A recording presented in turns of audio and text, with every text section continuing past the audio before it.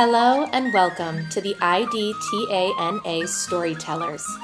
The IDTANA Archival Committee has been tasked with capturing the stories of some of our most influential members over the years. Our committee's goal is to gather these stories to benefit our organization's teachers, families, and dancers, and to preserve North American Irish dance history for generations to come, honoring those who came before us and ensuring their names are not lost for those who come after us. Hi, my name is Alyssa Harling, and I'm here with the esteemed Russell Beaton, and excited to learn more about Russell has contributed to the world of Irish dancing. So Russell, can we start at the beginning? Where are you from? I'm originally from Boston, Massachusetts, right from the city. My parents lived originally in Dorchester, Massachusetts. Then when I was in high school, moved to South Boston, which is regarded by many people as the Irish enclave in the city as far as that goes. But I went to Catholic school and all that kind of good stuff in the area, and the family was 5 children, plus my parents, Dorothy and Kenneth Beaton. And I never realized until I was in college that Beaton is actually a Scottish name, so I knew nothing about that. we were always just kind of told we were Irish, but we weren't particularly ethnic. We just didn't, St. Patrick's Day parade, but we didn't listen to music. We didn't, we just, and then it was just kind of like a once a year kind of a celebration. And when I was 10 years old, on my birthday, which is Valentine's Day, I had a first cousin, Patsy Curran, and she and her mother, my mother's sister, came to my party, and they were going on and on about stuff, and I thought I heard something about dancing. I said, what's going on? Well, it turns out Patsy had gone to Irish dance class, and naturally she had to demonstrate her 7s and her 3s and all that good stuff. And I looked at my brother, rest his soul, who was a year younger than myself. I said, we could do that. And I actually believe it was a setup. I believe my aunt had it all planned all along as far as that goes. So then she immediately volunteers, I'll pick the boys up on Saturday morning and take them to class. And it took just a little bit of convincing from my father and my mother to think they weren't exactly sure what they were getting themselves into. Had they known, who knows? Right. But they finally said that was okay. And so off I went. My brother and I went to dance class, and we walked into the class. My teacher's name, when she was unmarried at the time, was Mary Costello. She was a dancer from South Boston. Her mother was originally from County Clare, and she had danced for Helen Madden, who was a force to be reckoned with. She was a pupil of Cormac McGinley's from Cork. And it was just one of those unusual moments when you suddenly just kind of stumbled into a really good thing. But the 2 boys walked through the door into her class, and she did it up like it was Christmas morning, because it was like, whoa, boys, hello, and boys that looked like they might be interested. So we took the first class, and she was also a secretary or whatever. And she had a very organized process.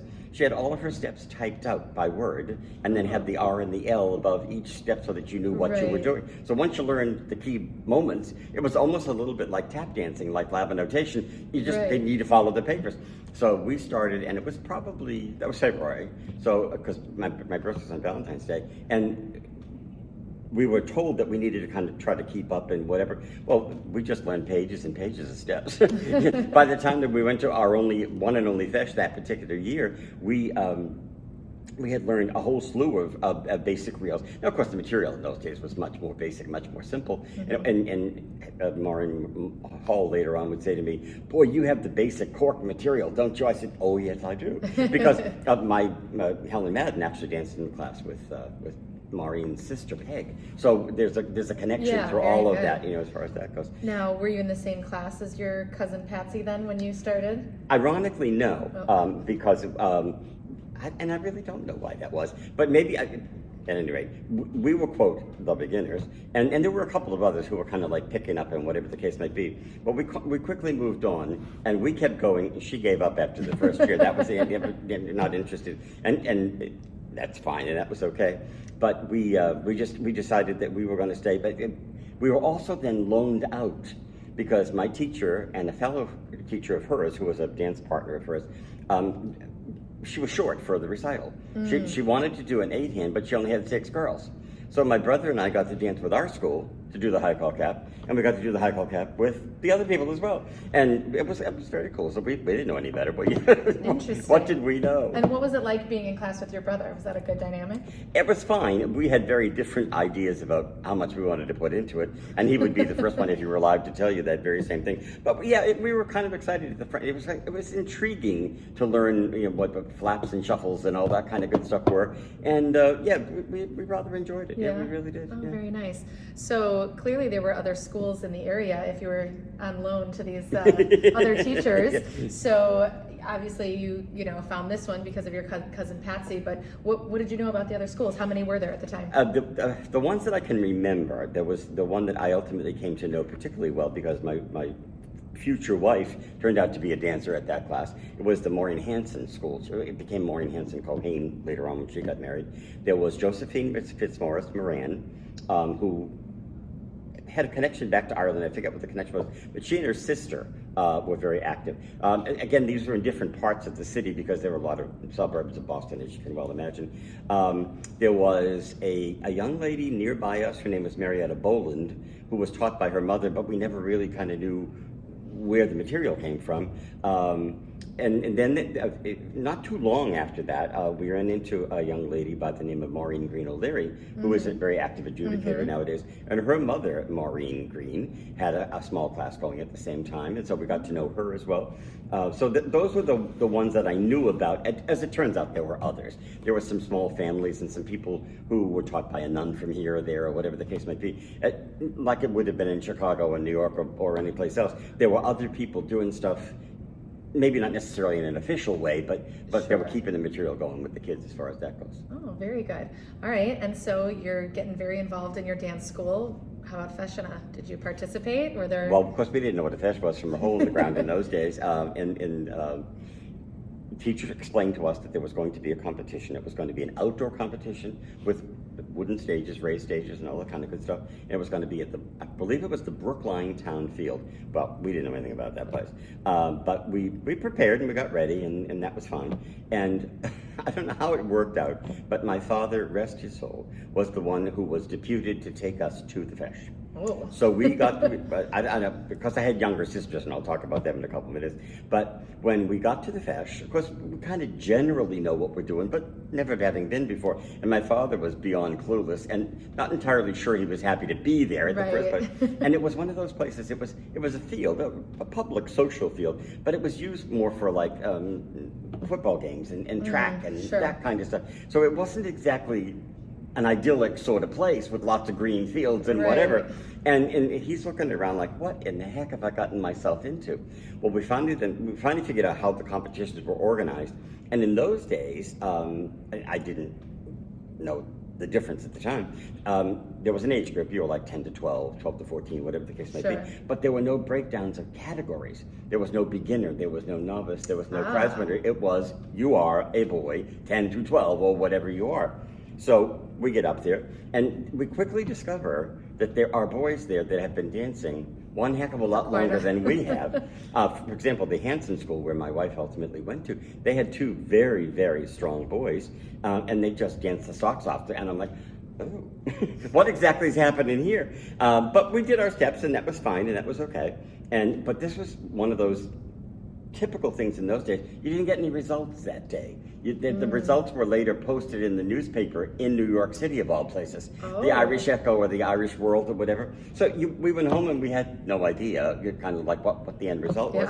And my father had said to us that it was his opinion that he was never going back to a fest ever again in his life. Now that didn't turn out to be 100% case down the road, but it was just one of those days where it was long, it was hot, it was dusty, it was like not the experience he was looking for. I had a great time. I loved it. I think my brother did as well, and we enjoyed the dance. And we did do teams. We did do 3 hands and 4 hands. Didn't do any 8 hands for the fesh. But we kind of enjoyed it. And then we went home, and I said to the teacher, like next week, I said, well, what happens? Are there prizes? Like, I don't know. She said, oh yeah, there are medals, and we'll get them later, and I'll tell you the results a little bit later on once I figure out once I get them. And I'm like, okay. So then we went on, and the next thing was preparing for the recital, which was going to be just down the road.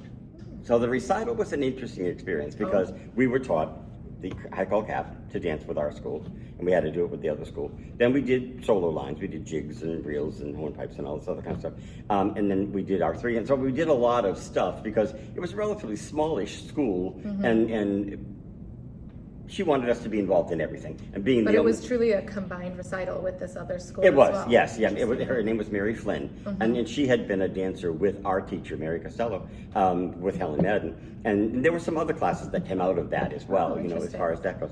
And but we had a great time. It was at a very nice hall in downtown Boston, and there was live music and the whole bit. So that was kind of an unusual experience because in class we only used recordings, obviously. And when I talk about recordings, I'm talking about records. There was a record player and records that we, and I can still remember the Gallo Glass Haley Band on a record, and I can remember some of the other music that we listened to. Sean McGuire, who was a great fiddle player and all this kind of stuff. But it was very different than to have live music because we didn't know about adjusting speed or anything. Whatever they played, you figured it out. If they played the hornpipe at the Hammers of Hell speed, that's what you did. And we kind of got used to it. Of course, the steps were much simpler in those days, but the recital was a great experience. The family came. Everybody seemed to have a good time. My cousin did dance in the recital, but then that was the end of her conversation. So. And what did you all wear? In those days, the girls were wearing a very basic green wool dress, very, very simple, with a waist and a fullish kind of skirt, not stiffened or any of that kind of stuff. It was just very kind of very simple embroidery, something here on the bodice, and they had a drape shawl kind of thing as far as that goes. But it was green and gold and pretty basic colors as far as that goes. The boys, we just wore black pants, white shirts. We had green ties and green cummerbunds, like a tuxedo cummerbund, and that was kind of the way it looked. It was very basic, and that was not all that unusual. You didn't see many boys doing anything more elaborate than that, at least what I saw. And we didn't see any championship dancers the day that we were there, so I really don't know if they were moving on to something more interesting at that stage of the game. So Russell, in these early dancing years, you know, you and your brother taking on the world, but were there any special moments or opportunities as a young dancer? Ironically, there were. First off, there was the fact that my family, my sisters, got involved in Irish dance, and we encouraged them. You know, they were younger, somewhat younger than us, but ultimately they danced, and they danced for Mary Costello for quite a number of years. Although my middle sister, there were 5 of us altogether, my sister in the middle, she took for maybe about 1 year and then decided that wasn't for her. She was rather like my cousin, and to this day she will tell you she wasn't meant for Irish dancing. The other 2 danced for quite a long time, and they did very well, so it was kind of fun to make it more of a family kind of thing, because then there were more of us going to class and all that sort of thing. But one of the things that my teacher was very good about was trying to give me and the others, particularly me, opportunities to kind of grow in unusual ways. She encouraged me to help create material, steps and choreography. I loved the idea of choreography because I had seen some numbers and things like that, and I was intrigued with the various things. We did a dance that was called the ribbon dance, where the dancers had to hold the ribbons and cross over, which is actually taken from other countries as far as that goes. But it was just stuff like that. And then she didn't object if I wanted to maybe play around with a more advanced hornpipe or an advanced jig. She always had to approve it, of course, which made sense. And we had to be sure that it was fitting the correct mood and all that kind of good stuff. But that was kind of fun. So she also made arrangements for me to have what I would call very unique experiences, to have workshops or special sessions with existing people. There were some dancing schools that came by touring group to Boston when we were, and one of them was the Anna McCoy School from Belfast. And we got to see them dance in their iconic purple dresses and whatever. And Anna McCoy was a name that I knew about. Turns out she's a relative of Maureen Hall, but I hadn't realized that. And we got to see the McCoy dancers dancing in Boston. And then, again, this lady is perhaps one of the most iconic people that I know in terms of Irish dancing, Mary McLaughlin. Mary McLaughlin was the sort of queen of Irish dance in Derry City.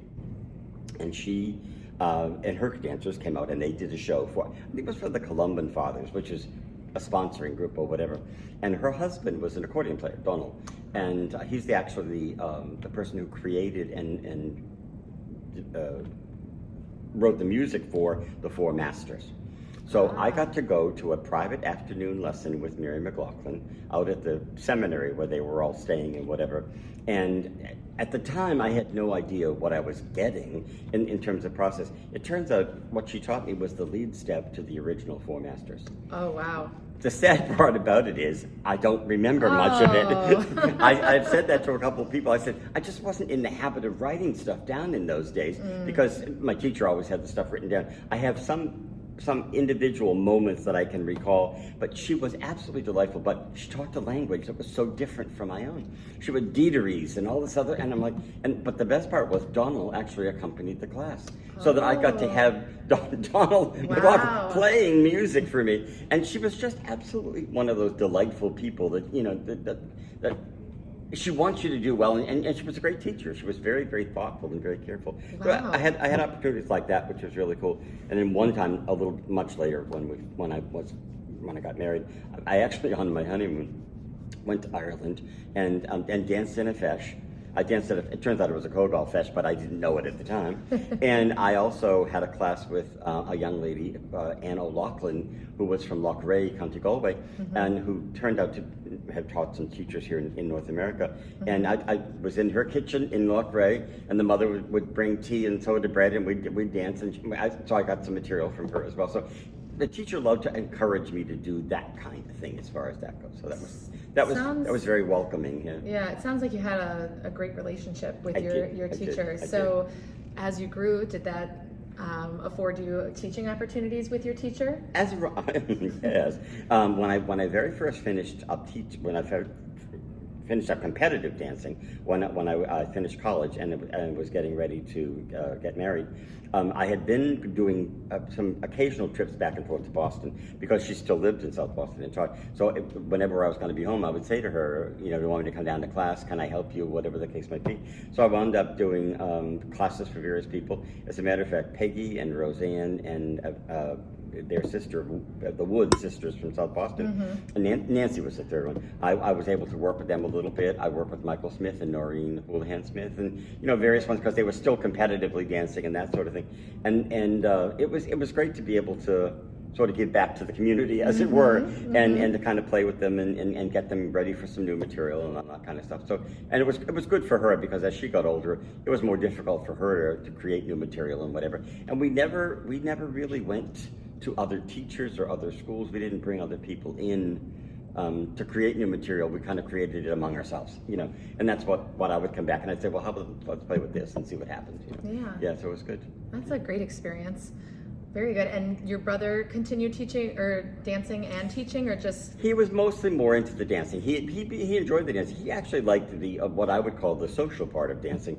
There were a number of Boston Irish social clubs around the area where they would have music and singing and people would get together on a Sunday evening or whatever the case might be. And he loved going to those things. He didn't like the formal stuff with the fashion, moving up to championship levels. That wasn't really his thing as much. But he loved dancing out and doing Kayleys and learning some of the waltz steps and other things, because all the adults knew all of the Pride of Erin waltz and all that sort of thing. And we were great because people would say, "You want to learn this?" Oh yeah, sure. So and that was great fun. As it turns out, my current wife Millie Allen Beaton, her sister Margie and my brother absolutely hit it off perfectly, and they both loved the social part of dancing, so they would always dance as partners. So it was kind of great fun. Unfortunately, they both passed away now, but we have great memories of the two of them saying, "Okay, big jump step," you know, and they immediately knew what it was all about. I wouldn't have known it if I fell over it, but they knew what step they were doing.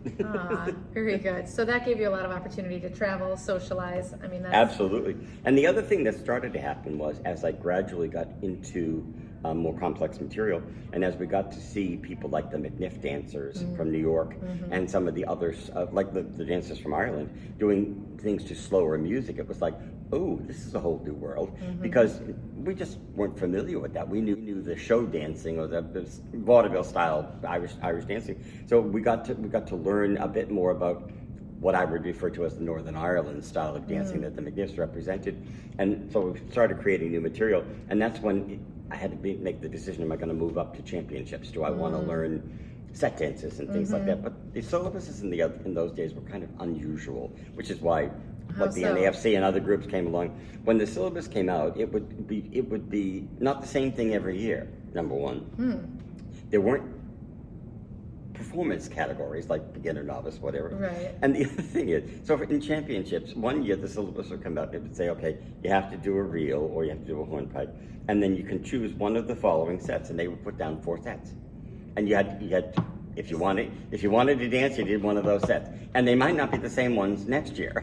So there would be like Madame Bonaparte, the 3 sea captains, whatever the case might be. And some years you go like, but that isn't the dance I have. But then you had to figure out how to make it work. But obviously that changed with the NAFC and standardization of syllabi, a little bit. That's one of the reasons why the IDTANA came into existence, I suppose, was because there were so many unpredictabilities as far as that goes. But on the other hand, we had a great time. And the other thing that happened was once I got into the championship level of dancing, I then traveled quite a bit. Very few people from Boston at that point did. A couple of dancers from Josie Moran's class did, and a couple people from another class, advanced champion dancers, Helen Madden's dancers. But most of the people in my class just didn't go outside Boston initially. Okay. Now, Michael and Noreen did later on. But I wound up going to festivals in Connecticut by myself. I went up to Syracuse. I went to Toronto. I just had to figure out how to get there. Yeah. And train, bus, whatever, that would come along. And I had great experiences. That's how I first met PJ McCafferty, was because we competed against each other in Toronto. Oh. Who knew? I went to Syracuse and danced there, and it was great experience. I have to tell you a little story about Syracuse, which is kind of one of those moments in Irish dancing. So I danced, and I at that point we had moved now to what I would call the new level of costume. We had kilts and jackets and the whole carry-on. So we started with a green kilt with a black jacket because the black jacket was available. Then we made white jackets out of waiters' jackets, that kind of thing. We did that a little bit. Then one year we went to purple with black, and then we went to a sort of a teal blue kind of thing. But I was in this particular competition, I was wearing purple with a white jacket. Okay. Which, as it turns out, mirrored a costume from another school, but I didn't know this at the time. So the competition went on, and I did well, and then they posted the results at the stage right then. So I was quite pleased because I got first in the hornpipe. I was very, very pleased. And I won't name the adjudicator, but the adjudicator came up to me afterwards as I was walking down the walkway. He said, and he named a particular teacher, that I'm the one that gave you first. So I looked at the adjudicator. I said, well, why would I tell her? Well, you're from her class, aren't you?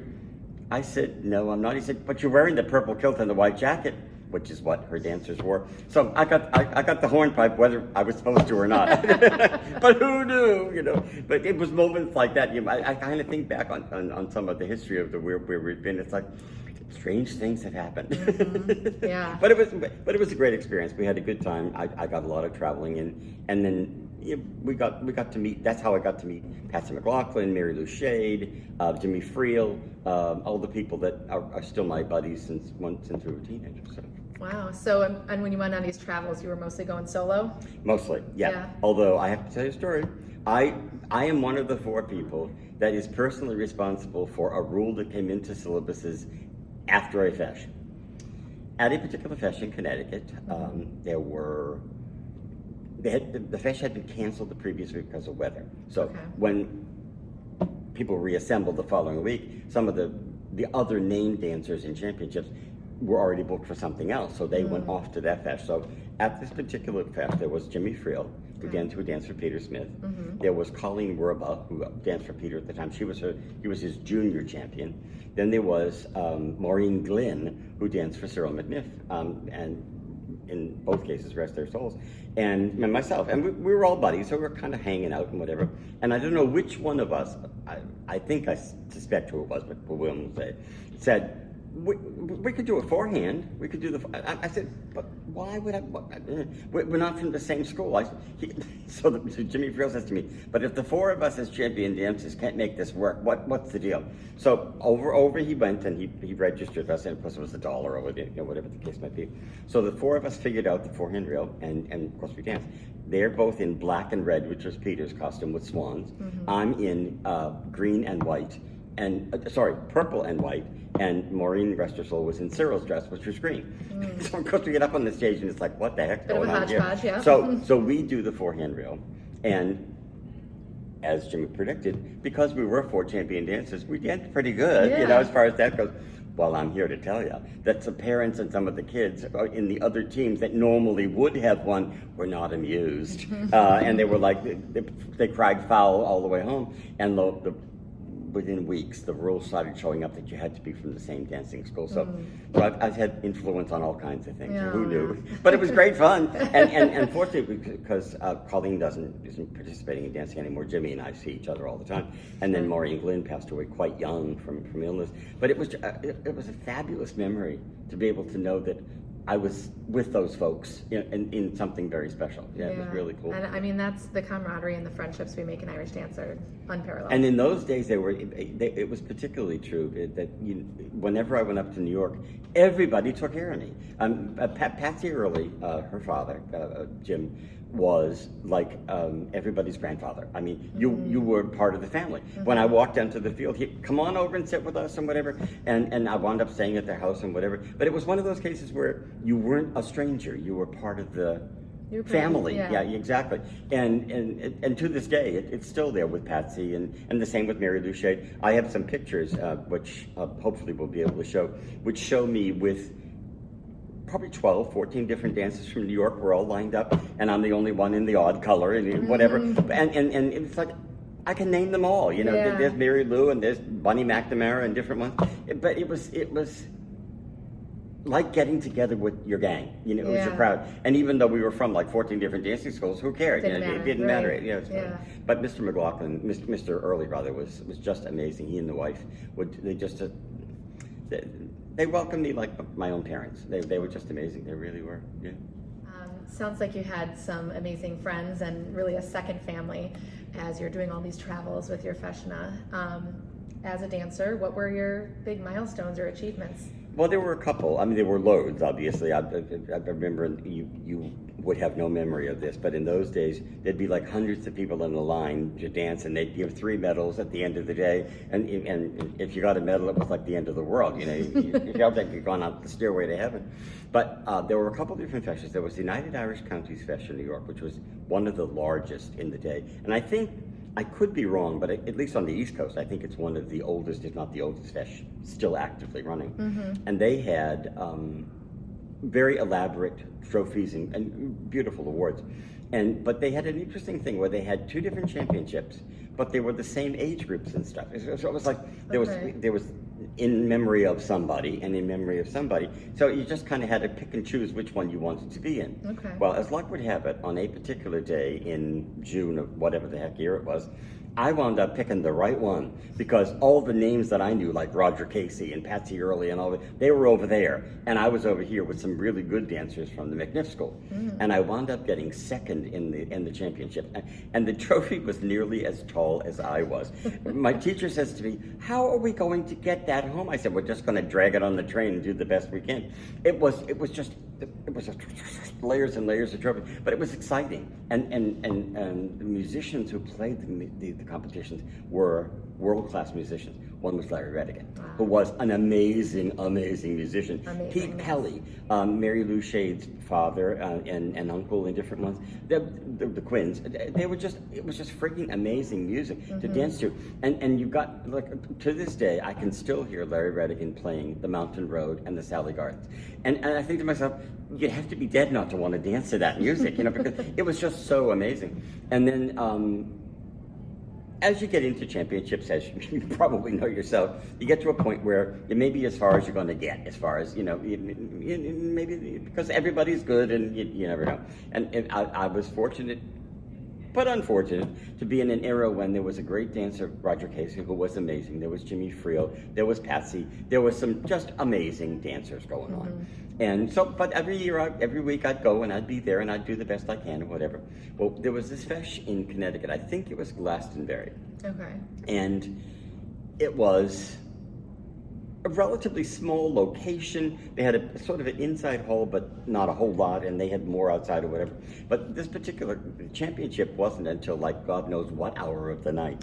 It was way, way later than normal. Luckily, they were inside for that, as far as that goes. And the way the championship went, it was Roger, Casey, there was Patsy, there was myself, this Colleen Werber, who had moved up to the championships or whatever. And you get up there and you do your thing, and you do your rounds, and you do the best. You do the best you can, and you think, well, okay, let's see what happens. Well, God bless that panel of judges, because it was a day when the strangest result in the entire world came out, because they announced that for the third place there was a tie, and the tie was Patsy McLaughlin and me, and I'm like, what? Are you sure you have that right? There must be a mistake. So we're standing together, and we're a big hug, whatever. So up we go. So she said, how did that happen? I said, well, how do I don't know how you get it. In no time, it was a 12-5-2 system. I didn't know how that happened because I wasn't familiar enough with it. And then Colleen Werber got second, and Roger got first. And I'm thinking to myself, this is a great life. Well, it turns out the three judges had three different firsts, but they also had three different seconds. And it all worked out to a tie. And I'm thinking, this is the best result I've ever had in my entire life. I'm happy. Yeah. it was a fabulous experience. It really was. And again, I didn't particularly care if I won or lost, because I was dancing with such good friends. It was a really cool experience. Sounds like a good time. Yeah, in your life. absolutely. Yeah. And speaking of other good times in your life, it was around this time that you met your soon to become future wife, Millie. Thank God for the social clubs that we used to go to, because Millie was a dancer. She danced originally for Helen Madden, and then because there was nobody in her age group, because she started kind of late like myself, because I didn't start till 10. I think she was maybe a little bit older than that. And she enjoyed the class, she enjoyed the dancing, and she knew some of the kids in class, but they were different ages. There wasn't anybody kind of in her age. And then she discovered a group of people, I think at one of the social clubs, that were at the Hanson School, and she just kind of got to be friendly with them. Maureen O'Gara and some of the others. And so she moved over there, but her family loved to go to the social club, particularly her mother. Her mother loved the music, she loved the singing. Her mother had an absolutely gorgeous singing voice, and she had basically encouraged Millie to sing. So Millie had learned to become a singer. She really had a beautiful voice. As a matter of fact, she made a recording with a Cayley band from Boston, the Mike McDonough's Connor Cayley band, and actually they made a recording and did a singing tour of Ireland around Christmas time one year. She recorded 2 songs, and so we still have MP3 files of those, which is great. But that's how I met Millie, and we got to be friends because she was usually there by herself from the Hanson School, and there was typically my brother and myself and the 2 young ladies that were our partners, my future sister-in-law, Mary Ellen Foy, and Mary Beth Gann, and the 4 of us typically went together, or some combination thereof. Sure. And whoever was in the room, you would always say, does anybody want to dance? Because if we're going to go up and do a reel or a hornpipe, Millie would join us, or there would be a dancer from Fitzmaurice Moran's class or somebody, and we always danced, and we figured out ways to make it work for ourselves with the steps and that kind of stuff. And we had a great time, and that's how I met Millie. But she was also a singer, so she would frequently sing with the musicians, because there was a pianist, Eddie Irwin, who was a great adjudicator and one of our Memorial Scholarship names, and he was her dance partner in dance class. He was her dance partner and Liz Grady's. They were the 3-hand reel to beat at the Hanson School, and he would always be playing piano with the band, and he would immediately know, in the key of B flat, so he would immediately know what to play for her, and she would sing the 40 Shades of Green, or she'd sing Island 32, or she'd sing, whatever it was. And it was funny because her mother was always terrified when she was singing, because she never knew if she was going to get the words the way they were actually written. And Millie is like my daughter. When she was dancing, she never stopped. She would keep inventing until she got to a place where she knew where she was. And her mother would be having a heart attack in the audience thinking, oh my God, where is she going with this song? But she never stopped, and the band just kept playing, and people kept dancing, and everybody That's a true performer. And everybody was happy. Yeah, and she sang quite a bit around the Boston area with the Cayley bands and that kind of stuff. So that was how I met Millie. And then I went off to college at Catholic University in Washington, D.C. to get my undergraduate degree, but we were dating kind of back and forth, trying to figure out where life was going to take us. Then we finally decided that we would get married We married in July 18th, 1970. And a whole new chapter in life began the process. So there you go. That anniversary is coming up then. Indeed it is. 53 years worth. Yeah, wow. absolutely. Congratulations. Yeah, thank you. And did you guys have children? We did. We were blessed, and ironically, yesterday, July 4th, was my daughter's birthday.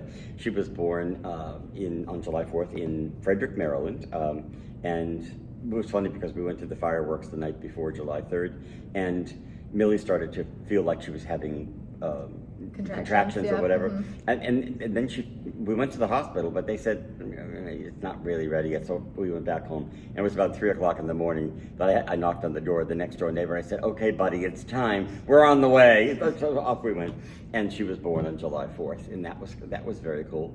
And then a couple of years later, we had our son Brendan. So we have Angela is our daughter, Angela Cecilia. And then she took Bridget for confirmation, of course, she's a very Irish girl. And then Brendan Timothy became our son as well. So we were very happy. And what's the difference in ages? Not quite 2.5 years. Okay, yeah, so just yes, shortly after. Yeah. She came almost exactly a year after our marriage, and then Brendan was a couple of years later. Sure, yeah. Oh, very good. Well, I want to circle back. In your college years, were you still active in Irish dancing? How did that all play out? When I went to Catholic University, my brother came a year later, because there's exactly 13 months between us. I kind of figured there wasn't going to be much in the I didn't know anything about the DC area, whether there was any dancing. Nobody that I knew anything. And we would dance when we went back home, as far as that goes. But out of the blue one day, I got a phone call at the dormitory at Catholic University, and it turned out to be a lady by the name of Peggy O'Neill. Well, I didn't know who Peggy O'Neill was from a hole in the ground. Turns out she was a very, very important member of the commission. She was an examiner. She had been teaching in the DC area for a couple of years, originally from Ireland, but ultimately from Glasgow, because she had gotten married and lived in Glasgow for a number of years. And she called, she said, "I understand that you and your brother are there at Catholic University." And I'm like, yeah, the network is very clear. Yeah. How did you know about it? Yeah. It turns out it was Peter. Peter Smith. Okay. He was the one that was He had always said. pushing me to do stuff. He had said something to Peggy, they were doing exams or whatever. He said, "Have you met that Russell Beaton guy?" And she said, "No." So she called me. She said, "We're getting ready for St. Patrick's Day, and this club or organization was having a dinner dance, and they wanted to know, would we like to come and dance?" Because her daughter, Laureen O'Neill James, which was Laureen O'Neill at the time, Sure. They had other dancers, but she didn't want to dance with the babies, and I fully understand that. So she said, we'd love to have you come and maybe dance with Laureen. I said, okay, and of course I didn't know Laureen either. And of course we're at Catholic University, we have no costumes, we have no nothing. We both had Irish sweaters. So it became black pants and the Irish sweater. So we looked like the Irish singers, the Gaelic singers and all that kind of stuff. So we went to the place and we figured out a few things, and we figured out what we could do. We invented a three-hand rail, and we did some hornpipes, and we did whatever. And that was the beginning of a relationship with Peggy, her husband Frank, who was a great guy, and then Laureen, and ultimately her husband, Freddie James, who ultimately has passed away, and then their whole family. We're still very, very close friends with Laureen, and I see her fairly frequently. So it was one of those things where I wouldn't have expected it, but bingo, there it was. Yeah. So it was a golden opportunity, and that's kind of how it plays out sometimes, as far as that goes. And was it around this time that you became like a certified teacher? Well, again, in the back of my mind, I kept thinking, there's really no point here, because there's nothing happening in this. Well, of course, I didn't know. And Peggy was in Northern Virginia, and I was in Maryland, and I was assuming I was going to go back and live in Massachusetts, but then there was no teaching jobs, school teaching jobs for me. And the school system in Frederick, Maryland, ultimately called me and said, on the second day of school, "We are in need of a teacher. Can you come immediately?" I went, "Well, sure." So I flew down. My brother, who was still at school, arranged for me to get up to Frederick, Maryland, so I could meet the people and be interviewed and all that kind of good stuff. And I got hired as a high school English teacher, like literally on the spot. Literally. And now I had to go home. So for a couple of days, again on the spot, and had to go home. And then Millie was like, "What the heck is happening here?" So because we have to relocate to Maryland, we have to try to get whatever we can there, and We packed up a car, and whatever was in the car is what we had. And whether it was clothes or bits and Hopefully pieces or whatever. And I was able to find an apartment. It was just one of those crazy things. And at the time, I didn't have a car either. So it was like, it was very weird. But it happened. I was hired in September of 1970 and started teaching. I was with the school system then for 43 and a half years. But at the time, I said, because Millie actually had her TCRG. She had gotten her TCRG because she was close friends with Steve Carney, great teacher who lived in Boston, and who was exceptional friends with Dennis and Marge Dennehy. And they were just all buddies, you know. And Steve had asked Millie to come and take the TCRG with him, and she did in Ireland. And she got her TC, and we were kind of trying to figure out what to do. And she said, there's nothing happening here. You let it ride, you know, whatever. And then just before St. Patrick's Day, we went to a shopping mall in Columbia, Maryland. And you know how you suddenly hear music and you think, wait a minute. It wasn't just like Muzak, it was dance music. And I'm like, what the heck's going on here? So we found our way over to where this little performance area was. And there's like 4 or 5 different groups of kids in different Irish dance costumes. There was green ones, and there was black ones, and there was purple ones. And I'm like, who are these people? And I didn't really know anybody. So we introduced ourselves and whatever. And one woman said, oh, wait a minute, I know you. I said, you do? She said, yeah, my name is Jean Menso. I said, oh my God. She was from Connecticut. She danced for Colleen Griffith, for Marianne Griffith, rest her soul. And I had seen her name in results. I knew who she was. She was from that area, but she had moved down to the DC area and gotten married and had decided she wanted to take her exam. And then I met a woman from the Baltimore area who was actually from Meath, or Westmeath, I think, in Ireland, Annette Cribben. And then I met a woman from Dublin, Donegal. I think it was both. Maureen Meehan and Maureen Meehan Malcolm, and they were all getting to organize. And Maureen Malcolm had her TC, the others had nothing, and we were going to study. They wanted to study to do a TC and an AD kind of combination, so they wanted to know, did I want to get involved? And I'm thinking to myself, do I want to get involved? Because at the time it was like, well, I'm kind of past that point and I'm moving on to other kinds of stuff. Yeah, you're teaching English. Well, and teaching English, plus the other problem is I was very active in the local little theater company as well. I was directing plays, I was appearing in shows, and I didn't know if I wanted to give that up, but I decided I'd get involved, and so I said, yeah, keep me in touch and we'll see what we can do. The next thing I know, I get a phone call from my friend Roger Casey in New York. And Roger says, I understand you're thinking about your TCRG. I said, oh my God, the word travels around. And he laughed and he said, no, the deal is, I've been asked to come and do a workshop with these teachers to help them get ready for the exam. He said, I would desperately love to have you in, because he knew me. We knew each other as competitors or whatever. And I said, well, okay, I'm giving the SAT exams in the morning, but I'll be there at noontime or whatever. So we met at Maureen Malcolm's house in Northern Virginia, and we had a couple of hours worth of workshops. And then I was able to then set up things with a couple of other people to help, whatever. And ultimately off we went, and some of us got our TCs, and some of us got our ATs, and some of us didn't, but everybody had a good old time for themselves. And that was the beginning of the group that I would refer to as the Greater Baltimore, Washington group of teachers that ultimately was the crowd that I was most friendly with at the time. Sure, so you kept in touch with them and worked with them over the years. Yep. Yeah. And so then did you give up the theater aspect of your life, or was that still there? No. And as my wife would say, when is it you're going to learn how to say that 2-word answer, no? And so far I haven't learned how to do it, and you obviously know that from your own experience working with me on the archive committee. I always want to do the next thing as far as that goes. What I began to do was I began to realize I had to be more careful with my time, obviously, because I still had to teach and create lesson plans and all that good stuff. And I was trying to learn more about conducting and directing and just on the stage and all that kind of stuff.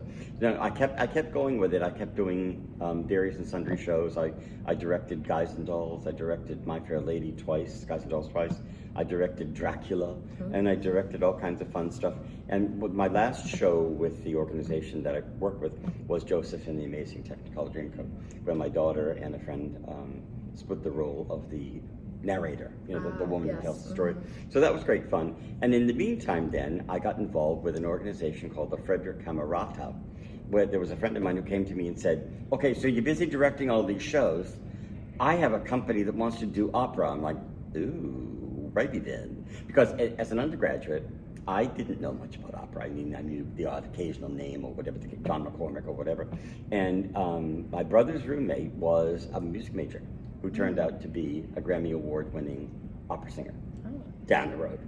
And I went up one day to talk to my brother, and he wasn't there at the dormitory. And John Ayler, who was the tenor, was there, and he said, I said, well, what are you listening to? It turned out it was Leontine Price singing something or other. I forget what it was, Tosca or whatever.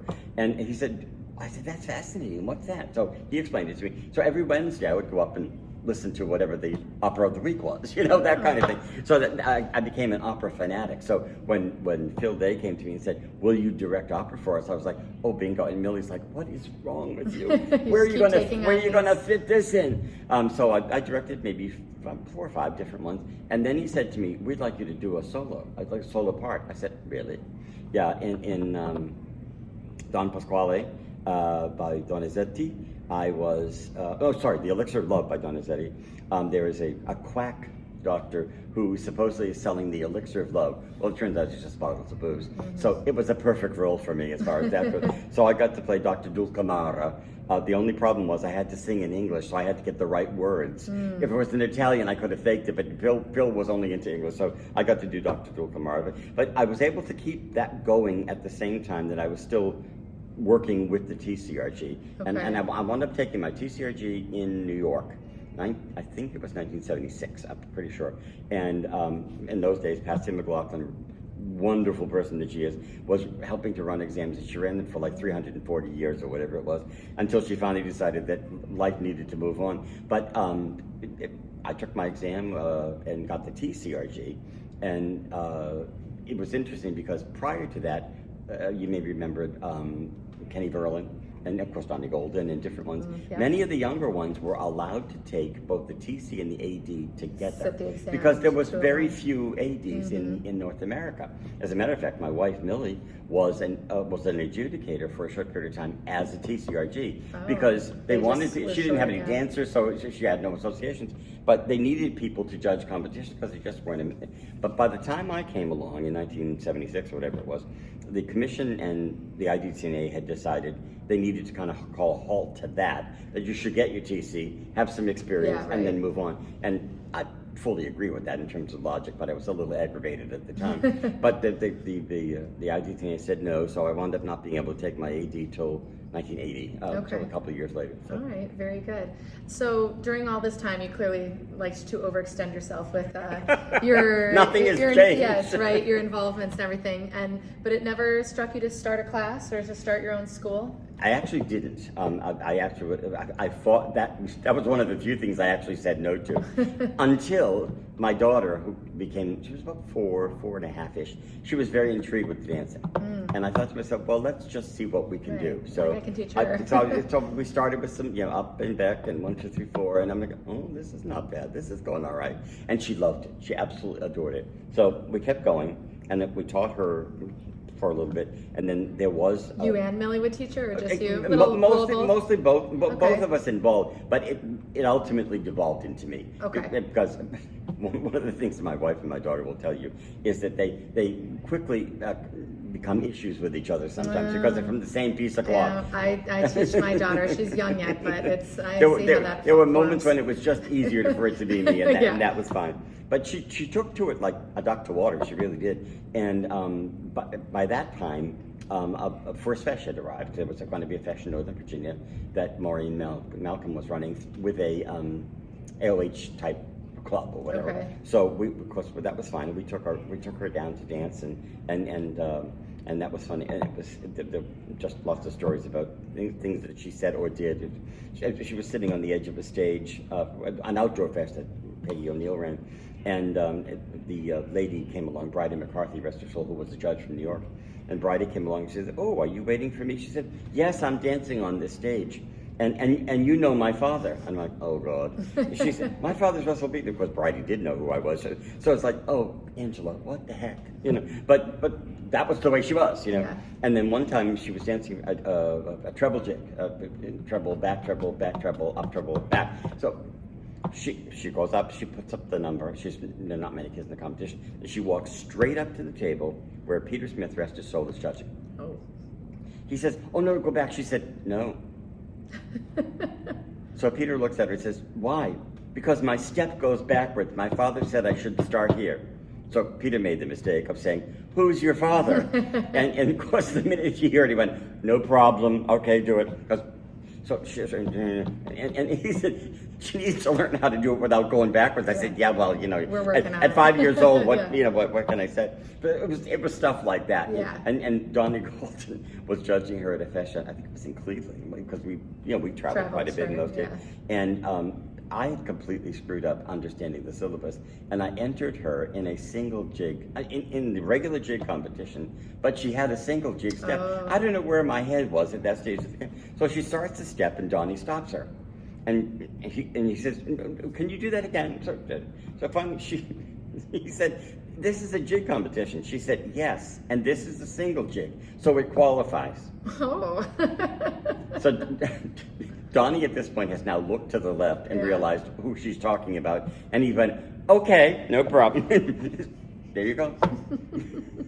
So she has a big personality. Oh yes. Even to this day. So you became an adjudicator, and Well, the adjudicator was an interesting, unexpected step. Oh. I was teaching, and that was fine, and that was okay. And then, of course, you probably remember Peter Smith very distinctly, as we all do. Yes. Well, Peter was a person that you just simply didn't say no to.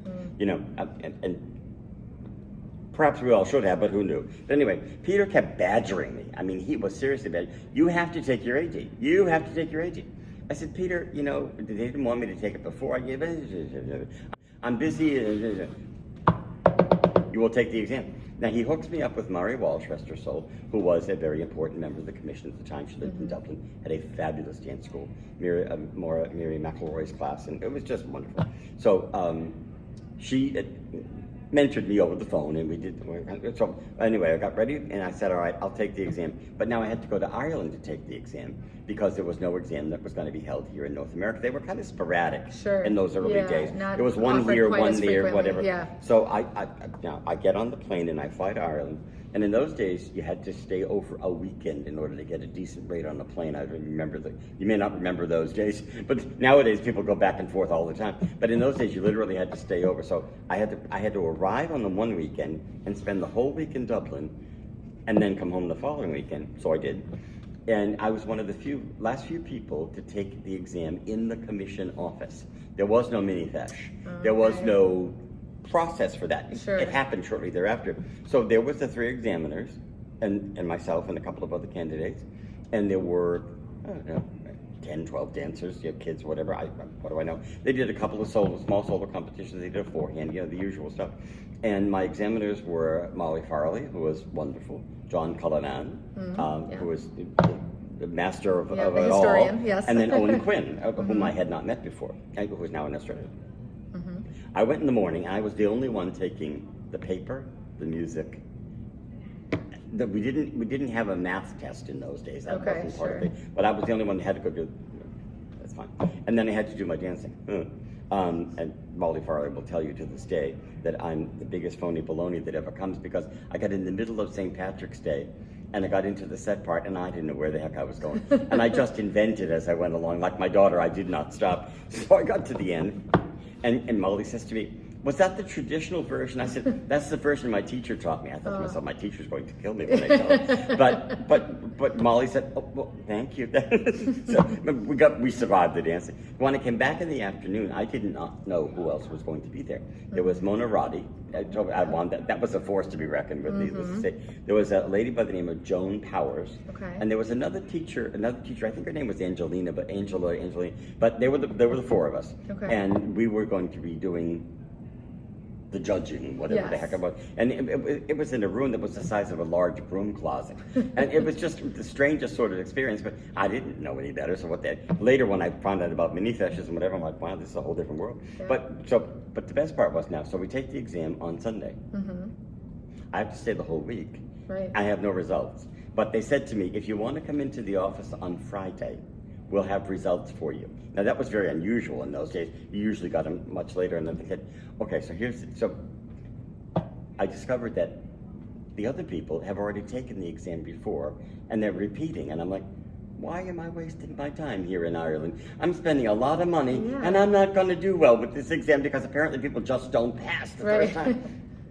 So anyway, I went into the office, and Seamus McAnullah, rest his soul, he was just a delightful Molly Farley's husband, and I'm trying to think, I think it was Cormac McGinley. Cormac McGinley, I think they were both in the office, and so we're just chatting, and I'm thinking, okay, do you want to give me like a piece of paper? Do you want to tell me anything? Yeah. So he said, oh, we should tell you that congratulations, you were successful on your exam. I said, well, thank be to God, because if I have to go home and explain to my wife that I've spent all this money and spent the entire week in Dublin. So I got the AD in Dublin, and then shortly thereafter, they moved on to the new process for the exam with the mini-fesh and all that kind of stuff. Sure. Yeah. So you go home successful as an adjudicator. Did you start judging right away? Well, ironically, I did. Almost immediately. This was just before Ash Wednesday, because I remember being in Ireland for Ash Wednesday. And shortly thereafter, my nieces were dancing for a school in California. They were dancing for Annie McBride. I didn't know who Annie McBride from the old around. And there was another teacher there, Kathleen Dealey Brayton, who was teaching nearby. And once they found out that I was a new AD, I got an immediate invitation to judge a fesh in California, which was like, oh, hello, whatever. Yeah, right. And I'm trying to remember if that was my very first fesh. I think it was. Okay. But at any rate, I get to fly to San Francisco, so I get to stay with my sister-in-law, Marie Mulkern, Millie's sister, and then go to the fesh. And there were 3 judges. There was myself, there was Laureen O'Neill James, and Tony Nolan, rest his soul. And I'm with 2 very important people, because I've heard the name Tony Nolan. I know who he is, that kind of thing. I know some of his dancers. And we got to a situation where we were getting ready to judge and whatever. So they said to me, okay, you're on stage 3. So I get there, and I said, well, this is championships. And I was used to championships with 3 people. But in California in those days, they didn't always do that. They did a different kind of arrangement, because they wanted a variety of opinions and all kinds of stuff. So I get to judge all the championships. The Open Championships by myself for the first time off the fly. I'm like, no whoa! And it was Regan Wick. It was Jackie Greenway. Oh my Lord Almighty! I'm like, whoa, hello. It was fabulous. It was wonderful. The music was lovely. So that was the very first fesh. And then of course I did some solos and that kind of stuff. Sure. That was my very first fesh. That same year, I get invited by the Western region to come and judge their Oireachtas. Wow. Now, of course, in those days you didn't have to be 2 years and a bunch of experience or whatever.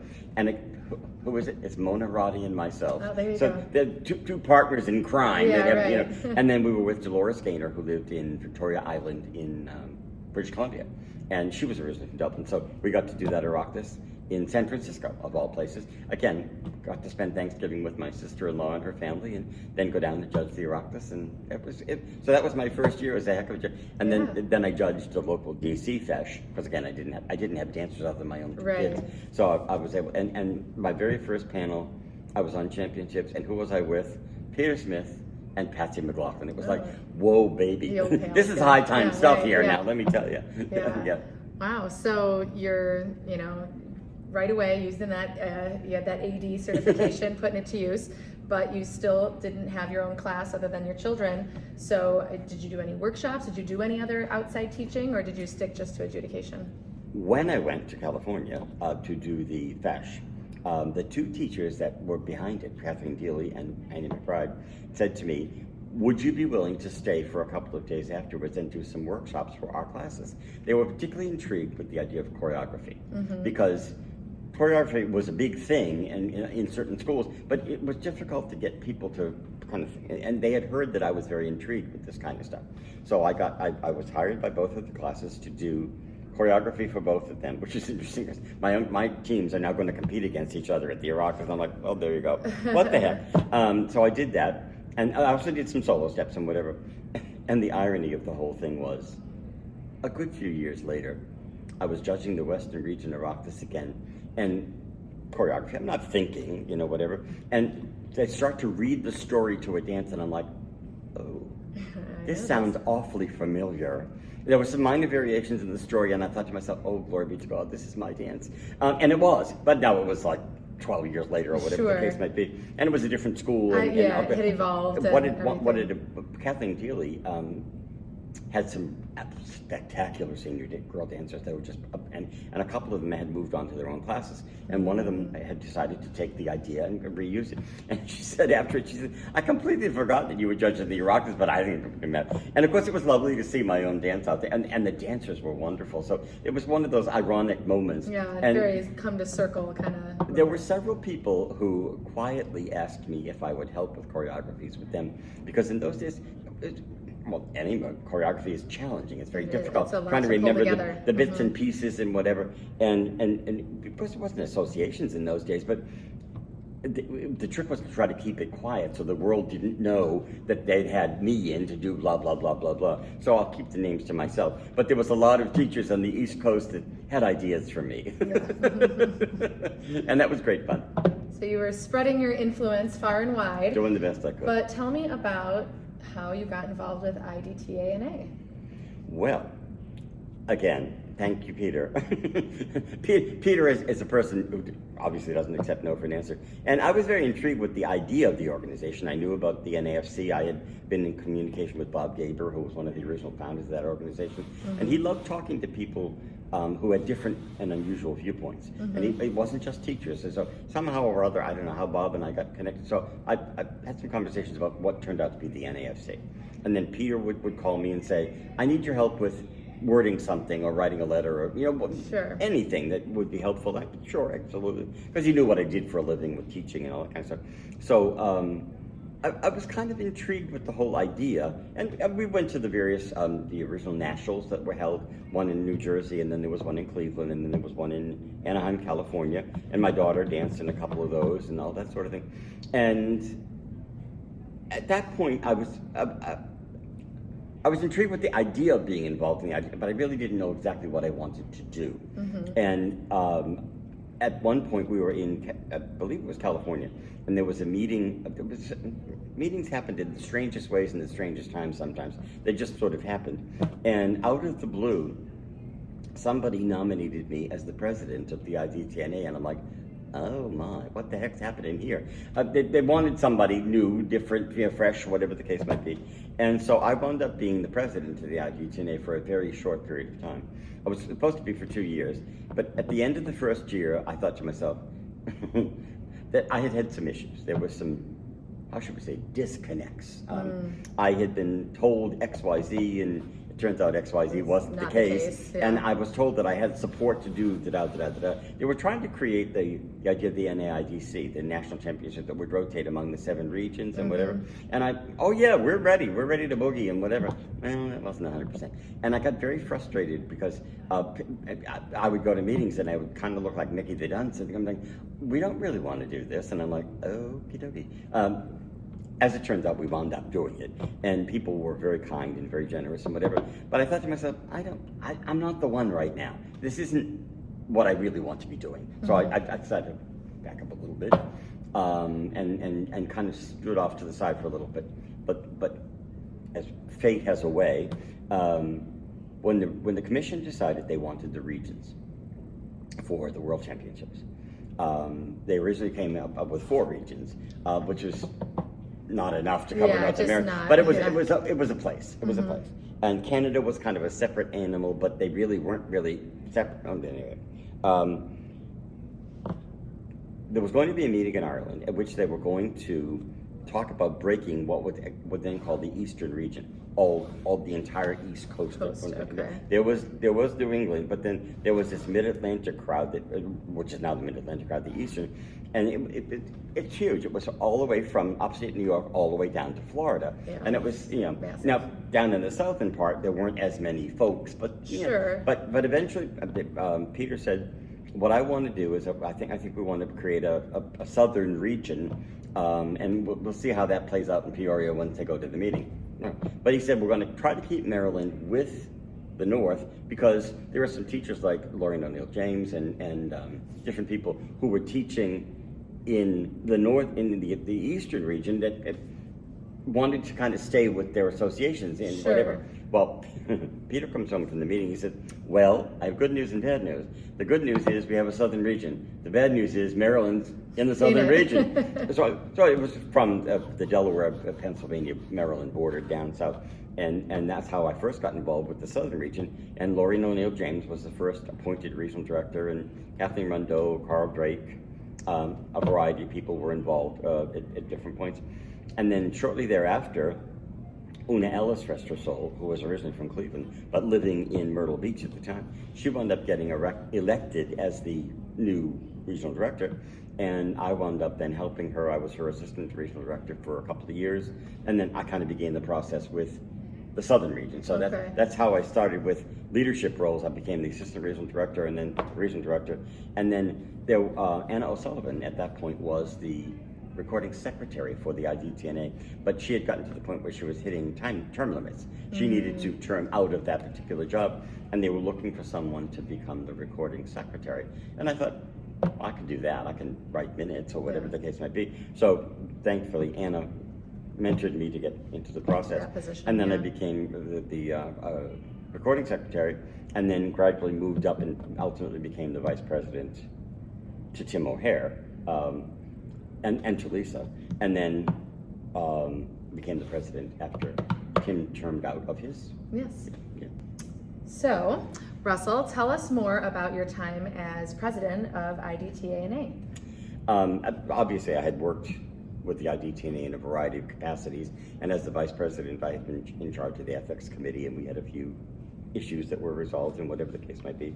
But I had the experience of working with Tim O'Hare, rest his soul, and that was fine. So when the elections were held in 2016, I don't even remember what city we were in. So the elections happened, and I was elected as the president. And Tim was sitting right beside me. And so Tim quietly leaned into me and he said, "Okay, so you won and you got what you wanted. Are you sure you really want it now?" He said, "How about if I call you in a couple of weeks and ask?" Or something to that effect. And I thought, oh God. Well, you may recall that there had been some issues with the U.S. government during Tim's office, Tim's years of office, in terms of rules and challenges and all kinds of stuff. So I had worked with him very closely on that, and he had informed me of whatever. So when I first took over as the president, the transition was actually quite smooth. Tim was very, very helpful, and as were the other officers. Everyone was willing to contribute and be part of the process and whatever the case might be. And then we started getting into what I would call turbulent waters, shall we say. There were law cases, there were challenges in court, there was a huge issue with embezzlement, there was COVID. When you think about the 4 years I'm talking about, there was a heck of a lot of stuff happening. And it turned out to be very challenging, but fortunately, I had a really, really supportive set of other officers. And the organization was very supportive as well. And the regional directors that I got to work with in various places, it was great. It was a learning experience because there's always something that you don't expect to happen. Sure. And Tim didn't expect the U.S. government to come and ask us questions about Right. why we do what we do. And I remember going to meetings and sitting with Tim saying, "Why are they asking us?" He said, "I don't know. But we have to figure out how to answer it, and all that sort of thing." And the court cases were challenging because, again, we don't know much about that sort of stuff. So it was a constant learning experience, having to talk to lawyers and all that kind of stuff. The embezzlement case was a rather shocking situation, and that's fine. And the officers just went along with it, and we figured it out. And thank God for Allison Weber Erickson. I'm here to tell you, without Allison Weber Erickson, I would have just jumped off a bridge. Because she's been instrumental in that She was whole thing. so amazing in terms of being able to recreate records and whatever, and with a very positive attitude about everything, as she always has. Yeah. So that turned out to be an interesting challenge, and again dealing with the court case. And I can still remember that we were getting ready to go to Ireland for a CLRG meeting, and we had decided for the very first time, instead of having our mini convention mid-year in Vegas or some other place, we were going to have it in conjunction with the CLRG meeting in Dublin. Everybody's going to be there. We're going to meet for one more day. We're going to have a little socialization on Sunday night in Dublin. Then we're going to get together. Well, of course, that never happened because COVID hit and everything slammed shut. Yeah. And then I had the experience of becoming, well, let me back up. I never thought I would become an expert at Zoom.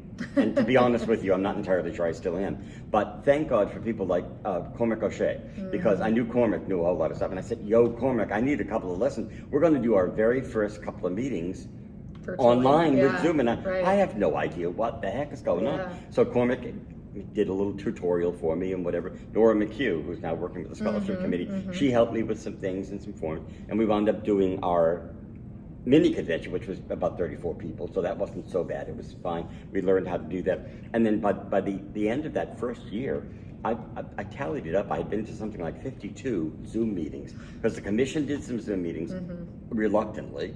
We had various meetings, and then eventually, you may recall, we had our very first ever, and maybe the only ever, who knows, IDTANA meeting. Our general meeting was online. Right. And I tell you, that we were terrified of that whole thing, because with that many people, you have no idea. We had 1,000 members. Now, not 1,000 people actually attended. I was in attendance, but yes, I remember. But even at that, 300-400 people, and trying to figure out about voting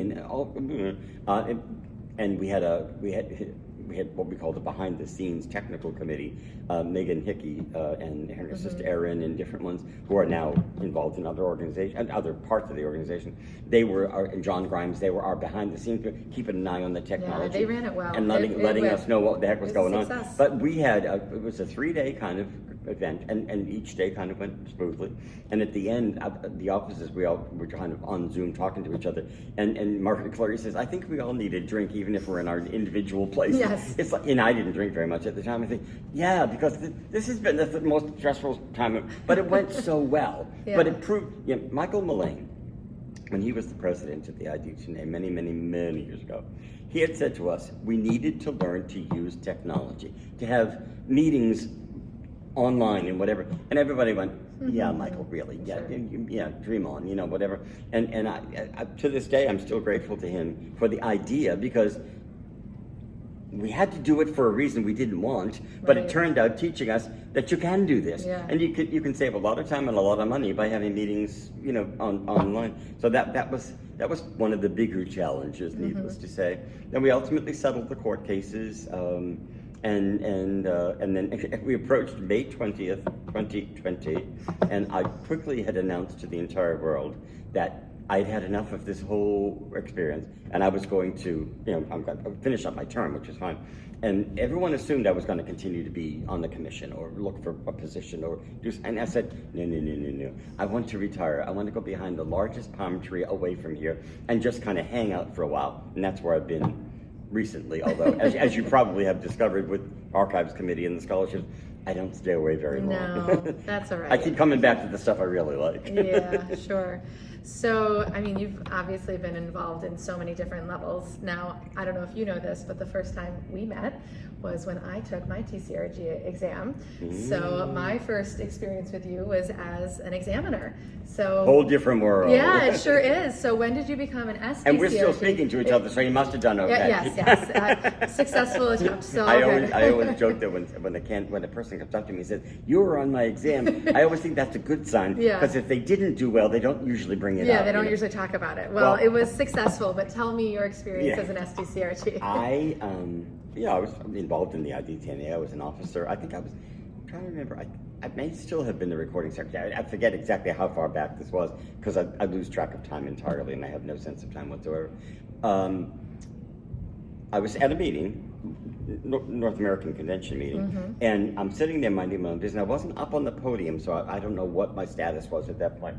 And the next thing I know, Seamus O'Shea is now right beside me, and he said, "I need to chat with you." I said, "Okay." He said, we're getting ready to think about expanding the pool of examiners. Of course, okay, yeah. And we're going to probably do an exam in Ireland, and we're probably going to do an exam maybe here. We haven't quite figured out all the details. And we'd like to know, would you maybe be interested in thinking about it? And I'm like, okay, so what do I bring to the table? Because I really didn't know. I mean, I knew Matt Mulady, and I knew Jack Conley, and I knew Seamus, and I knew Molly Farley, and I'm like, what do you want? Tell me what. He said, one of the reasons we like you is because you're in the process of hiring people for teachers. As a school system employee, you look at applications, you interview teachers, you train them, you mentor them, whatever. It's part of what you do.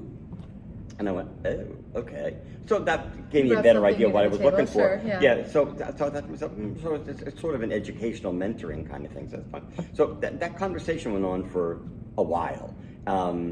Things at the commission often don't move at the speed that some of us might like, but nonetheless. But at any rate, they had the exam in Ireland, and they certified several new teachers, new examiners. And then out of the blue, we got word that the North American was going to be in Philadelphia. Mid-Atlantic was running it in Philadelphia, and there was going to be the exam on the day after the North American Championships. Mm-hmm. I completely forgotten. My wife says I blocked it out, but anyway. So the family was up in Philadelphia for the Oireachtas, and my daughter had danced and whatever. And then they went home, and I stayed at the hotel in Philadelphia, and there were 6 of us who actually sat the exam. They had invited anybody in North America who wanted to meet the qualifications, so many years of judging and all that kind of stuff. Sure. And you had to submit an application or a letter of interest and all that kind of good stuff, so I did. And then I found out, okay, the exam's going to be at 9 o'clock on whatever. But again, we didn't know a whole lot about what the exam was going to be. Right. There's going to be something to do with a traditional Cayley book exam, just like for TC. And then a math exam. Now, of course, I have not taken the math exam because I wasn't part of that process. Right. So I'm thinking, okay, so I studied that and figured out what that was all about. And then there are going to be some interviews, and they're going to be writing questions and scoring answers to questions. And I'm like, okay, well, I could do that because I do that as a teacher all the time. That's all right. So the 6 of us go up there, and we go into the room, and people welcome us and all this kind of good stuff. So we started out with the Cayley paper, and it was a modified version of the Cayley paper. It wasn't the full exam. It was, instead of like 100 points, it was maybe like 50 points or whatever. Okay. So it was a series of questions where you had to know the Cayley paper. And it's been a long time since I've done my AD at this point. I'm like, oh Lord Almighty, I could sabotage myself right here now and then. But so we got through that. Then they went to they did the music test. And that was fine. I was going to be okay with that. Although to this day, for some reason, I always mix up 2 set dances, and I won't say what they are because some dancers are going to say, "You never know what I'm doing." But anyway. And then we had the math test, and math went very smoothly. I was afraid it was going to be like stressful, but it turned out to be okay. That was fine. Okay. And then they gave us a kind of a 2-part exam that had to do with questions. One was, they gave us Xerox copies of the answers to a couple of different Cayley paper questions. So people would be told, you describe da-da-da-da-da-da-da, and then you had to read their answer to see how close they came to the right thing. Sure. Or matching up this figure or this movement with this dance, whatever the case might be. So we had to score and say, okay, if it's a 5-point question, I gave 5 points because, or I only gave 3 points because, or whatever the case might be. You were defending your answers of their answers. So we had 3 or 4 of those, and that was fine. And then they came back to us and said, okay, we're going to give you some information, some details, and we want you to take these details and put them into a question that would be on an exam. So we want you to have the person name the dance or name the type of music, or whatever the case might be, fairly typical questions, and then phrase it in such a way that you think is clear and appropriate, and you're going to get the answers that you want, and so forth and so on. So that was fine. I thought it was going to be a little bit more inventive than that, in the sense of create a question about anything you like, which I would have loved, because you know me well enough to know that that's the way I work. But it turned out to be very basic, but it was fine. That was okay. That was great. So at this point now, we're about 2/3 of the way through the day. There were 4 women and myself, 5 women and myself, and they decided then they were going to have interviews. And they were going to invite people in, and there would be 2 or 3 people from this panel, or whoever they were. They weren't all examiners, interestingly enough, at the time. They were all people who were important to the commission at the time, leadership roles, whatever the case might be. So one goes in and one goes in, and of course we're not supposed to talk to each other afterwards, as usual. Although everybody's wondering what did you talk about, or whatever the case might be. So eventually, I was the last one, which was fairly late in the afternoon, and so I walk in, and the two people who were sitting on the panel right then, I'm waiting for them to ask me questions, and finally one of them said, so tell us what you think about our current TCRG and ADCRG exams. Do you think they're effective and efficient from your role as an educator? I'm like, wow, talk about a rock and a hard place. Yeah. Do I really want to tell you what I think about your exam? You looking for the truth? So I said, well, let's put it this way. I said, obviously your exam system works. People take it all the time. But as an educator, I like to make a distinction between what I call core knowledge and the ability to apply knowledge, which is what education is all about. So I said, you have a Haley paper. They answer 100 questions or whatever the hell it is, and you know whether they know it or not. But when they come to teach, I don't think it's necessary for them to have it memorized, because the goal here is no longer, do you know the parts? Right. The goal is, can you teach it? Right. And even if you can read it out of the book, doesn't mean you can teach it. You may be a complete loss when it comes to teaching. And so we went on through that a little bit. And with the AD, I said the same thing. I said, you know, the AD is a very limited sort of experience. We're only asking them their scores. Don't we want to know what they think about dancing? Yeah. You know, how do you feel about boys against girls? How do you feel about, you know, whatever, reels against slip jigs? Who knows? And so we went through all that, and I'm thinking to myself, I could have just cut my nose off to spite my face. But they were very nice. They were very, very polite, and they seemed intrigued, and they were making notes and all kinds of, and it was that kind of interview. They didn't ask me a thing about your knowledge about that particular exam that day. They really wanted to know more about process and what I thought would be helpful and useful and all that kind of good stuff. So of course, so you get done, and I thanked them very much, and you go outside and you think to yourself, I got no idea. I mean, I thought it went well, but who knows? And I can't imagine your interview went anything like the other candidates. It probably didn't, because I had a very different range of experience to bring. Although it could have, I don't know. But so then we're kind of hanging out. It was Mary, I can name the ones who passed. Mary Lou Shade, Margaret Cleary, Maura O'Connell, and myself.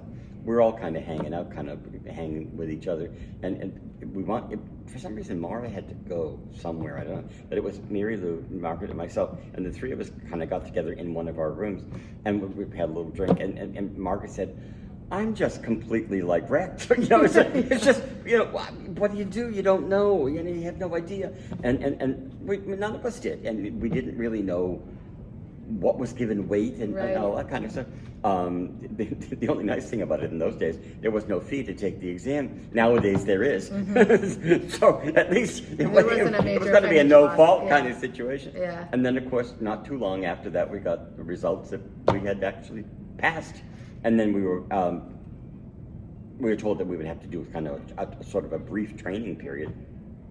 And it was very brief because they were desperate for examiners in North America. There were only a few people. You know, there was Peter and Rita and Anna O'Sullivan and Mike Bergen and Maureen Hall and a few others. But there was just not enough to really justify putting Americans on each panel. So we went to an exam in New Jersey. And it was Mary Lou and Margaret and myself, because Mara, again, had some kind of a conflict and wasn't able to. She works separately. And we had two mentors, two very special gentlemen. Dennis Dennehy, who was, as you well know, a great man in so many ways, and Jack Conley, who was everyone's bane of existence. Everyone was terrified when Jack walked in the room, because he was one of those examiners who always looked like he was like ready for bear. Turns out he was a very lovely man, as it turns out. So the two of them were our mentors, and they would, you know, kind of walk us through the process. We could sit in the room and watch an exam, and then they would ask us some questions. And they would say, what did you think about that candidate? What about that answer that they gave in the AD or whatever the case might be? What about that girl teaching? What did you think about her? And, you know, and Jack Conley, rest his soul, had two very specific questions. He said, never forget these. In the TC exam, would you put your kid or your grandkid in this one's class and feel that they'd got a good experience from the teacher? I went, well, that's fair. And then with the AD, it was similar. If this one gets her AD and she's going to judge the FESH next week, would you put your kids up on stage and feel as though they at least got a fair look? And I thought to myself, that's a really good good place to be. question, yeah. And then they would say, okay, so you just saw 5 candidates come in and talk about ADs. Would you pass this one? Would you pass it? Now, we weren't official, of course, and we Sure. had, but Dennis would work with a couple of us, and then Jack would work with a couple of us, and we'd be back and forth. And it turned out to be a very positive experience, we learned the whole process of how to run an exam and how to score at the mid-year convention and all this other kind of stuff. And that was kind of the beginning of the game. And then shortly thereafter, I was assigned to an exam. My very first one was in California. And I was with Mary Mulcahy and Dan Armstrong. And it was just, and I had had ankle surgery the week before, so I'm on a scooter thing running along, and Dan is looking at me like, what is going on here? I said, I'm doing the best I can, Dan, because I was going to refuse the exam, and my wife said, you can't do that. You need to get in the game. You need to be, they're expecting you to be there and whatever. So it was in California, Maureen Hall, rest her soul, ran the exam at the, I'm trying to think of the name of the hotel. It was a Hispanic name, and I had a great time. It was fabulous, and it was the beginning of lots of fun.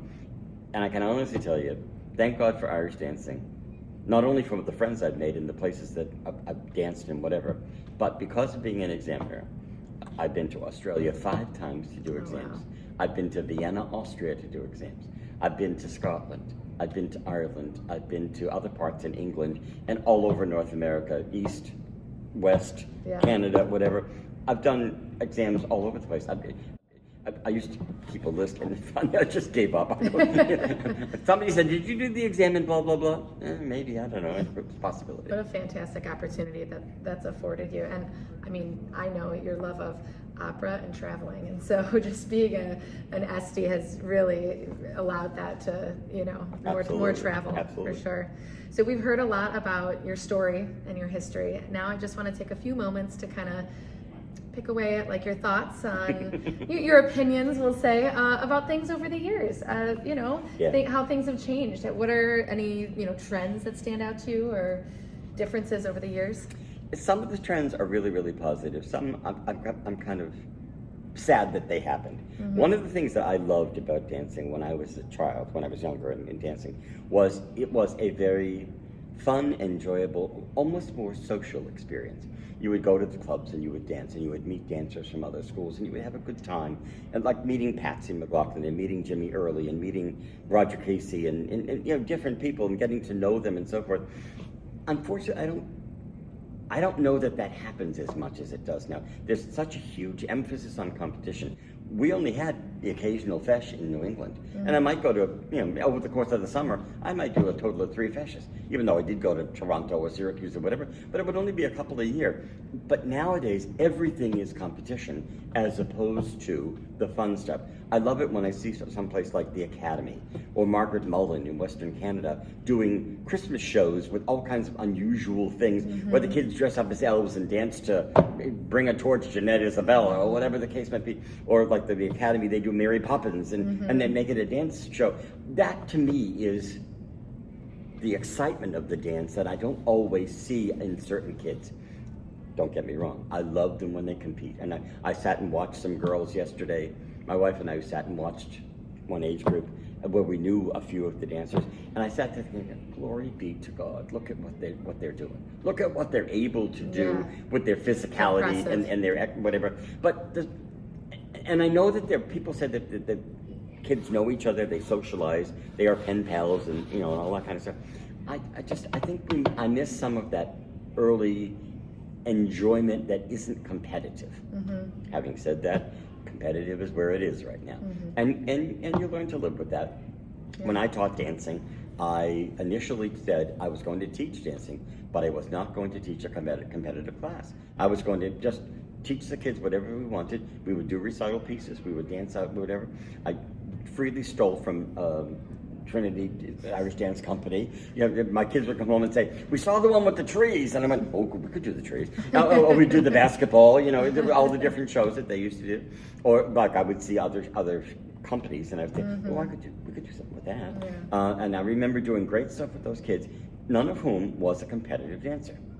Then out of the blue, I kind of got talked into it because the class closed and the kids didn't have a class. And then I wound up having 2 senior girls qualifying for the World Championships. And I'm like, ugh, what have I done to myself? But I had a great time with it. Yeah. So the heavy emphasis on competition kind of worries me just a little bit.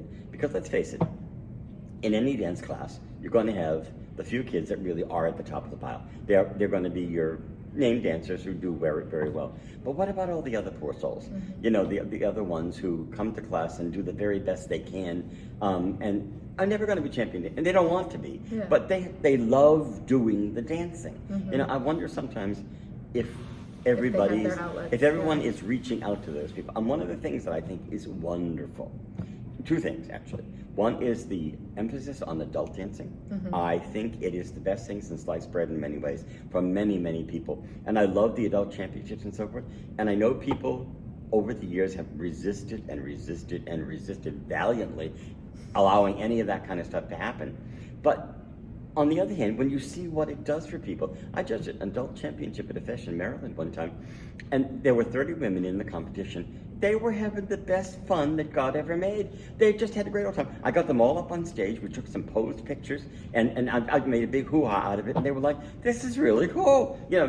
But the other thing that I think is wonderful is the collegiate Irish dance experience that's happening at a whole variety of schools. Yeah, it's really growing. It's great to see. Zach Warsaw, I think it is, and Rory Beglin, they're just doing a fabulous job with it. I judged a competition at Catholic University one time, and it was just amazing to see. And there was kids from all kinds of different schools dancing together, having a great old time for themselves. There were kids who were brand new who didn't know Irish dancing from a hole in the ground, but they had been taught stuff that was really important to them, and they loved it. And it was, you know, I know Lisa Petrie was saying that she just judged the competition this year recently nearby them, and apparently it was just she was completely blown off her socks because it's not anything that you expect, and it's just wonderful. The only thing I will say, I do believe that the teachers of Irish dance, particularly in North America, I don't know the teachers in other countries as well, proved something very important to me during the COVID. They proved that they are some of the most resilient and creative people in the entire world. COVID was a real blow to everyone's existence. The idea of having to teach by Zoom, the idea of having to try to get kids, beginners, learning material without being physically present to hold their hand or whatever. When we started talking about what was possible, and we had feshes, and we had meetings, and we had seminars, and teachers talking to each other, it just proved that people who go into Irish dancing have a very special love of the art form, the sport, but also of the process of working with kids and with parents and whatever. And despite whatever challenges they may grouse about on an odd occasion, when push came to shove, they made it work. Yeah. And in ways that I think I would have just thrown in the towel and said, "See you later, alligator." You know, I was like, I don't need this, you know. But we're going to do this. We're going to work on. I did the very first grade exams that were ever done on Zoom in Eastern Canada, in Nova Scotia. Becky Chapman and the class up there. I did over the course of a weekend. I did over 100 different dancers because it was the only way they could physically get any feedback. They sent the videos, I wrote the comments, and then I talked to them. I had indicated it was without a teacher saying, "Could I do this?" and sort of badgering the commission to saying, "Let me do this." You know, Wow. One of the frustrations I sometimes get is that organizations sometimes move a lot slower than we'd like them to. The IDTANA, I think, isn't as slow as some others. But I was on the commission for a number of years. I was in charge of the Uterosity Examination Authority, and there were things I would love to have done faster or whatever. But by the same token, progress has been made. You know, we're moving forward, and people still want to be part of the organization, which I think is important. It is, yeah. So, Russell, what do you want to be known for in Irish dancing? My wife would say it's the person who never learned to say no. But to be honest with you, I think it's a lot of different things. But to be honest, I was thinking about it today, actually, because today is a typical day in my life. What was I doing today when everybody else was watching dancing? I was helping to organize materials for the scholarship awards that are going to be given tomorrow night at the results. And it's just a fabulous experience for the IDTANA. We just recognize some of the most wonderful kids, and we have a great teacher, Nicole McKeever, who did certificates. So that kind of thing. But I think, to be perfectly honest, and I've said this to Lisa, one of the things I did at the very end of my presidency was I created a series of ad hoc committees. Because I recognized that one of the things that Ireland does very well, they have a committee system.